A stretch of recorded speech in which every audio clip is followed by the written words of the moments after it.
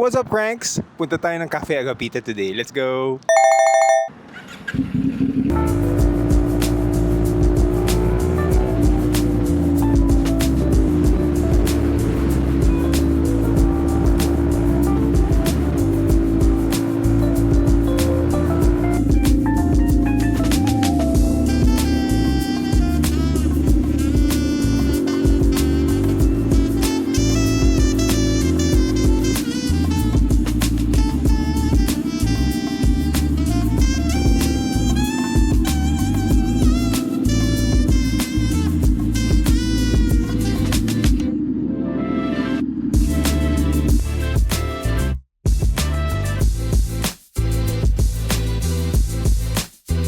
What's up, friends? Andito tayo ngayon sa Cafe Agapita. Actually, second time natin. First time natin, dala pa natin yung ating XTZ 125. Solo ride din. Meron silang low-carb meal. So, in order natin is yung burger steak at cafe latte with oat milk. Check nyo yung vibe. Yeah. Check nyo yung vibe.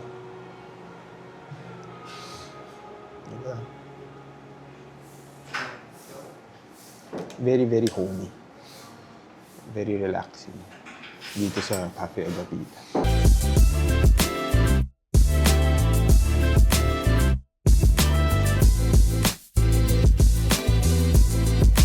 Tingnan natin pati. Okay. Tingnan natin.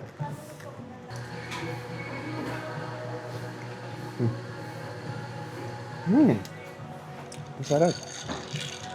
Ang sarap actually yung oat milk. Ang sarap actually yung oat milk.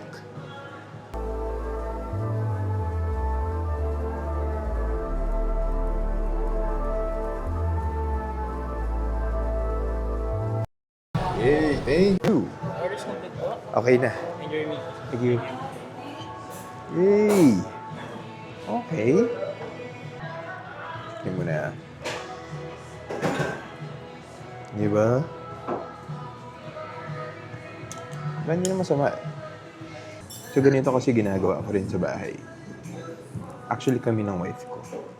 Pag yung mga meal prep namin or yung mga food namin na pang dyan. So, medyo may konting, baga, may konting flavoring. Pero sobrang bland ng beef. Okay? Kasi ganun talaga. Pero ang difference lang namin ng wife ko, sa akin, pwede ako nung sauce. Kasi mas malaki ako 200 pounds ako, mas matangkad ako. So may leeway ako sa calories.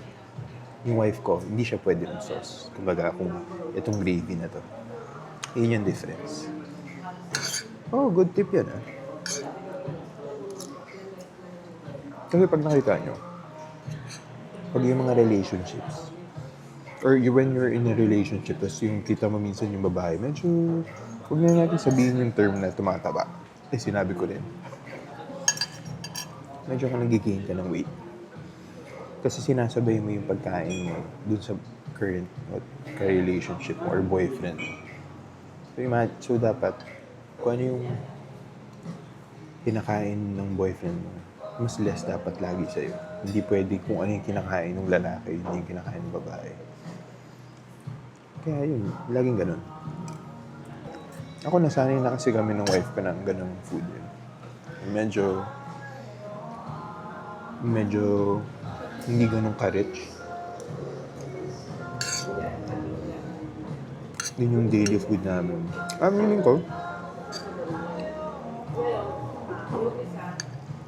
medyo nag-overweight tayo for the past year. Napababa ako yung weight ko mga. Ngayon, naglalaro lang siya 195 on mornings and 200 by the time it gets to evening. For dati, umabot ako 260. Medyo stress, anxiety. Ba't kayo nag-overeat? Kaya pagalitan ka ng mama mo or yun nga, biglang may stress ka sa work. Kailangan na naman to ng 3 hours. Trigger, order ka ka-Grab, ganyan. So may surplus ka palagi everyday. Tapos yung everyday routine na yun, tapos yung daily trigger will affect actually your health. Yung sabi nila yung tamad. Hindi. There's sometimes some people out there like generally is may pinagdadaanan. You never rush being healthy. It's actually a lifestyle. It's a change. And then especially when you get older, kaya you start young. Kasi ngayon, 14 na ako. And then develop that routine. Na, uy, hindi na pala pwede yan. Uy, hindi, nag-dessert na ako kahapon. One thing na hindi ko matanggal is coffee. Kaya lagi akong iced Americano, di ba? I cannot drink every day yung parang mga frappuccinos, ice blendeds every day. Kasi ano yun mas mataas yung calorie. So kunwari kung kakain ka na ng regular food mo, may surplus ka palagi. So yung accumulation of surplus. Masarap. Parang ito yung kinakain din namin sa bahay actually. Anyway. Yay, umaraw. Maya pasyal ko kayo. Maganda yung scenery dito. Para makita-kita nyo. Pero busin ko lang ito tapos ride out tayo. So, cranks. So, pasyal muna tayo dito. It's a very good vibe. Kumbaga dito sa Cafe Agapito. Check nyo Check nyo.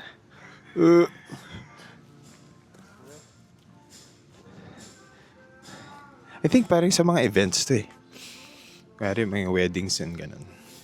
Pero on a regular day, gusto mo mag-coffee, ride out ka. Yeah. That was a very good meal.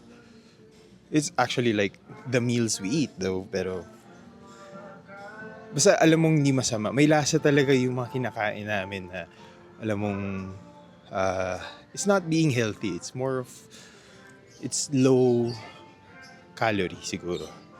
Lower calorie version nung actual na kinakain mo. Di ba? Yeah, that was good breakfast. Yung cafe latte nila, masarap. And yeah, tingin ito. Parang entrance ng ikakasal kay. Or, parang Jurassic Park. Di ba? Diba?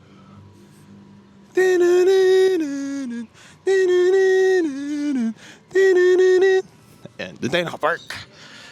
Anyway, ride out na tayo. Thank you for joining me guys today. Quick ride tayo before it rains hard. And then yeah, be sure to like and subscribe our page, Facebook page. So, meron din tayong Instagram and TikTok. Okay, Kanks. Ride out na tayo and yeah, till our next coffee ride. Bye.